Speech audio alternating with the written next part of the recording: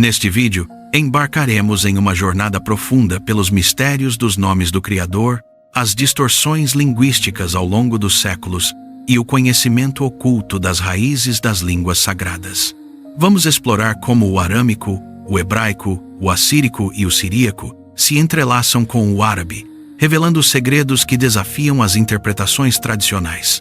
Prepare-se para descobrir como nomes divinos foram alterados, ocultados e reinterpretados, e como isso impactou a compreensão espiritual de gerações inteiras.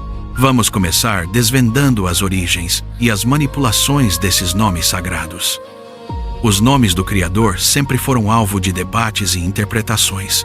A pronúncia original de Ebrahim, que conhecemos como Abraão, revela nuances importantes sobre o som das letras e sua ligação com o divino. O Aleph, por exemplo, tinha um som diferente antes das distorções impostas por interesses humanos. Ao analisarmos as raízes aramaicas e hebraicas, percebemos que nomes como El e Al carregam significados profundos, sendo associados ao conceito de o mais alto. Essas variações não são meras diferenças linguísticas, mas refletem tentativas de manipular o entendimento espiritual. A transição dos nomes El e Al para formas como Allah e Elo demonstra como as línguas evoluíram e foram adaptadas para diferentes contextos religiosos. No hebraico e aramaico, El representa o Criador Supremo, enquanto no árabe, Ilah e Allah surgem como variações. O acréscimo ou remoção de letras, como o Ayin ou o Yod, altera não só a pronúncia, mas também o significado espiritual. Essa manipulação, muitas vezes intencional, buscava controlar a narrativa religiosa e afastar as pessoas do conhecimento original. A figura de El Elo ganha destaque nas Escrituras, especialmente em passagens como Daniel 3:28, onde o rei Nabucodonosor testemunha milagres atribuídos ao poder divino.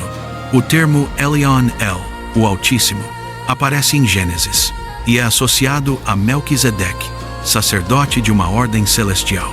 Essas referências mostram como o nome El Elo era central para a compreensão da unicidade e supremacia do Criador, antes das distorções impostas por diferentes tradições religiosas.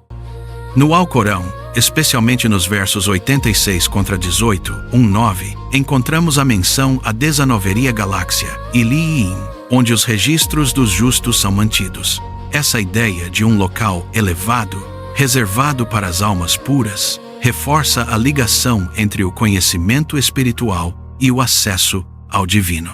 A tradução correta desses termos é fundamental para compreender o verdadeiro significado das Escrituras e evitar interpretações equivocadas que possam distorcer a mensagem original.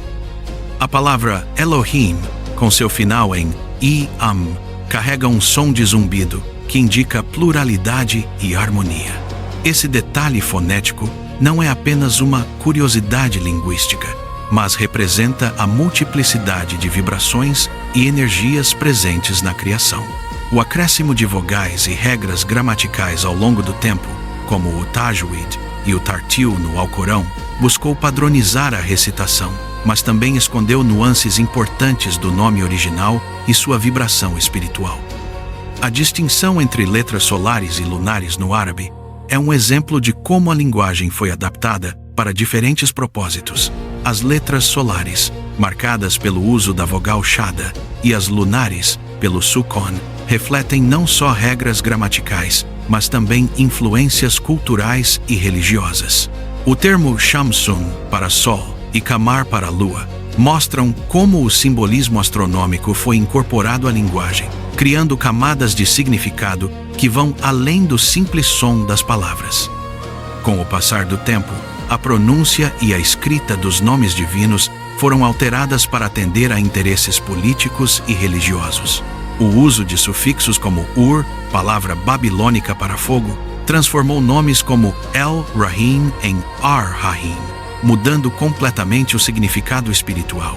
Essas distorções não apenas afastaram as pessoas do conhecimento original, mas também criaram novas divindades e práticas de adoração, como a veneração de Amon-Ra no Egito. A história de Nimrod, Semiramis e Baal está profundamente ligada ao culto solar e às transformações religiosas da Babilônia. Após a morte de Nimrod, ele foi deificado como Baal, enquanto Semiramis tornou-se a Rainha dos Céus, título também atribuído a Ishtar.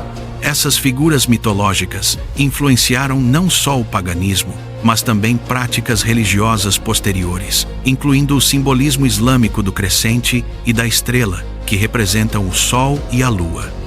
O símbolo islâmico, composto pela estrela de 5 pontas e o crescente lunar, é herança direta das antigas práticas de adoração ao Sol e à Lua.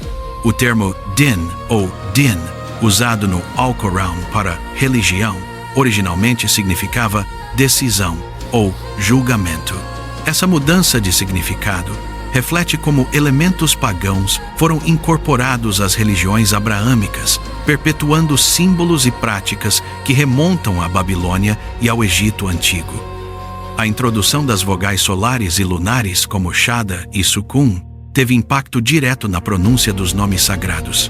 O nome Salomão, por exemplo, carrega em si referências ao Sol em diferentes culturas. Sol, latim, Om, hindu e On, egípcio. Essas conexões mostram como a linguagem foi usada para ocultar ou revelar aspectos do divino, influenciando a forma como as pessoas se relacionam com o sagrado. As traduções das Escrituras desempenharam um papel fundamental na forma como os nomes divinos foram compreendidos. Enquanto algumas versões mantêm termos como Elohim e Elion, outras os substituem por palavras genéricas como Deus e Altíssimo. Essa substituição empobrece o significado original e dificulta o acesso ao conhecimento profundo das tradições antigas. O Salmo 82:6 é um exemplo claro de como a tradução pode alterar a percepção do divino. A figura dos Elohim, o exército celestial, aparece em diversas passagens bíblicas, como Gênesis 3:22.